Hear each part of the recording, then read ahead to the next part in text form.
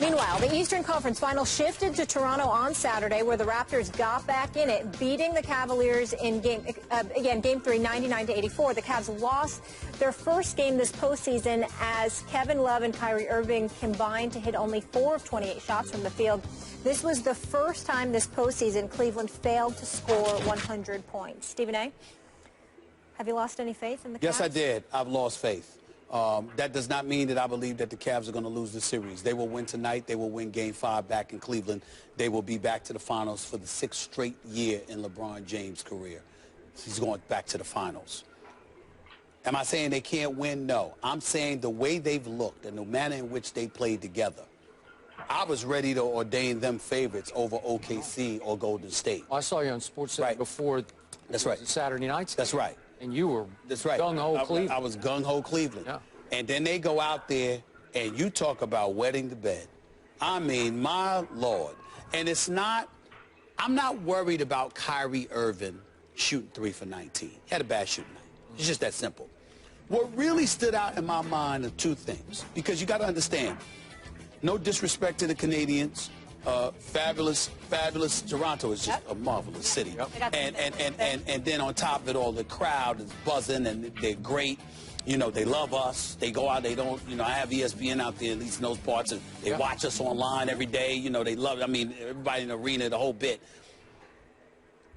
You watch them, and I'm not thinking about Toronto. I'm just bypassing them. Listen, your best scorer doesn't even shoot threes in DeMar DeRozan. Kyle Lowry is inconsistent at best. He showed up the other day and really showed himself, and I was proud of him. But he was shooting up 20%, 28% prior to that and decompressing when he wasn't. So then you have that going on, okay? So with all of that being said, there is no reason why you should smack the Cleveland Cavaliers around the way they got smacked around in Game 3 Saturday night. And the fact that the Cleveland Cavaliers allowed that to happen really, really, really annoyed me. Because I'm thinking about Kevin Love. 1 for 9, really? And not only 1 for 9, 3 points. This is a $113 million man now. 3 points, and you got 4 rebounds in almost 30 minutes? 3 points and 4 rebounds for a $113 million man in Kevin Love. I mean, have you no shame? Have you no shame? And then I'm looking at Tristan Thompson, who I love.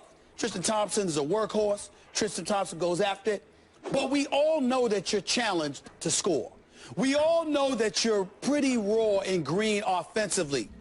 Your signature, your purpose in basketball life is to defend and rebound. And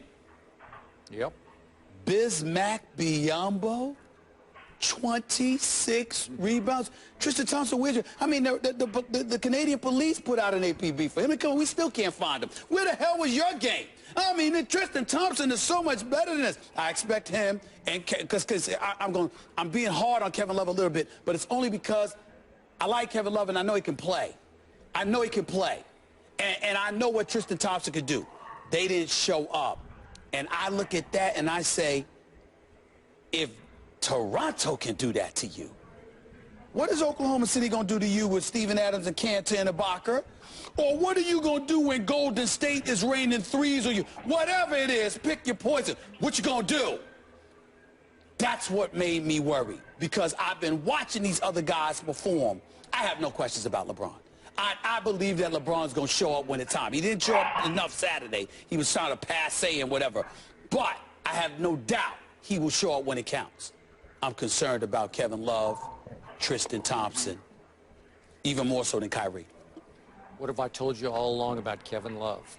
You can't always trust him when the stakes are at their highest, which is why he's no superstar. I'll give you star. No superstar. But he's not a superstar. And 1 for 9 doesn't surprise me at all. And by the way, does Kyrie have no shame when he gets 1 assist for the game? Seriously, I know you're shooting 3 for 19. I know nobody's converting your passes into points. That's why I can't hold the lack of assist against them. They got to make shots here. Okay. By the way, on Biyombo, Did he make the trip to Cleveland? Because I don't remember him playing. Did he miss game 1 and 2? He excels in Toronto, not on the road. Yeah, I mean, what was that? I don't even remember him playing. And all of a sudden he gets 26. I said, who is that guy? Where did he come from? 4 blocks. Yeah. And 4 blocks. And by the way, before I answer Molly's question, I got to give some credit to Damari Carroll because I blasted him. I think we both blasted him the other day for having the audacity to say that LeBron and company were actors. They were acting. And then LeBron embarrassed himself and his team with his flop the other night. Did you not think it was a flop? No. I thought, well, it was definitely a flop because he got hit by his own teammate. Well, I know, but he thought it was. But he thought it was Damari. He said afterwards, "I thought it was Damari." Come on, LeBron, you're better than that. Yes. You're bigger and stronger and tougher than that. That's just a flat-out flop to me. Well, listen. What I'm saying is this: he definitely got hit. Yeah. It's just that he thought it was the opposing team. He's a good and actor. not I his saw him in teammate. Trainwreck. Well, listen. We saw from the movies this past summer. LeBron James Trainwreck. He was really good in the movie. He's got some acting ability. But he wasn't so good when Damari was guarding him the other night. And Dwayne Casey flipped their whole approach around and said, what are we doing? We're so conscious of keeping him off the three-point line. Why don't we keep him out of the paint? Novel idea. Right. Because in those first 2 games in Cleveland, they gave up 106 points in the paint, 56 and 50. Then Saturday night, they only gave up 20 points in the paint. Who knew? And guess what? They won. So I'm looking for Cleveland to have a much rougher time in this game tonight. Now, back to your question, which was, like, have I lost any faith? Stephen A. said you've lost something. He's lost a little, but he still thinks they're going to the finals. All right. I know they're going to finals. That's a given. I just think they had a bad night. They got out-game planned. I've lost little to no faith in the Cavaliers, and I still think they're going to win tonight, and they'll close this out quickly. But you know what? The question, and I'm just interrupting because the question that I need you to answer is, we obviously not talking about the conference finals. They're going to the finals. Yeah. Okay, when I say I lost faith, I'm talking about based on what I saw Saturday. Did that give me cause to pause about a particular matchup against OKC or Golden State? I will flip the question around. Okay. I just gained a whole lot of faith in Oklahoma City.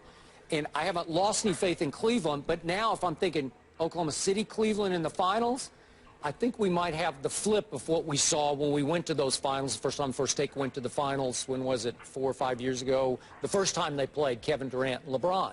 This time, it feels like it could be very different. Even though LeBron has so much more help, I don't know. Oklahoma City has caught fire, and Kevin Durant is playing at that nuclear level that he was always capable of, but something's changed in his maturity. He's become the unquestioned leader of this team. He's not letting Westbrook's out-of-control plays occasionally get to him. He's getting in his face, too. Getting in his face. When he needs to. I'm saying his body language shows me I have grown up and I've taken over this team. And by the way, punchline to all this, is it possible Kevin Durant is playing his way into staying in Oklahoma City? Yes. At least for 1 year. No. Remember, what I was told is that he won the title. He ain't going nowhere. No, okay. I mean, because once you have a championship, you don't have to leave. Well, maybe this is double good news for Oklahoma It could City. be double good news, but I will tell you this.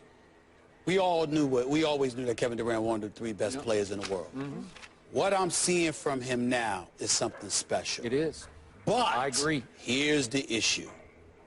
No matter what we're seeing from him, even if they beat Golden State, where they'll be next, they've been before. He has to close. You can do all of this. Oh, I got it. But because the #1 criticism, and probably the only criticism about Kevin Durant, is that when he goes against LeBron James, the numbers are there, but in critical, pivotal moments, he's not.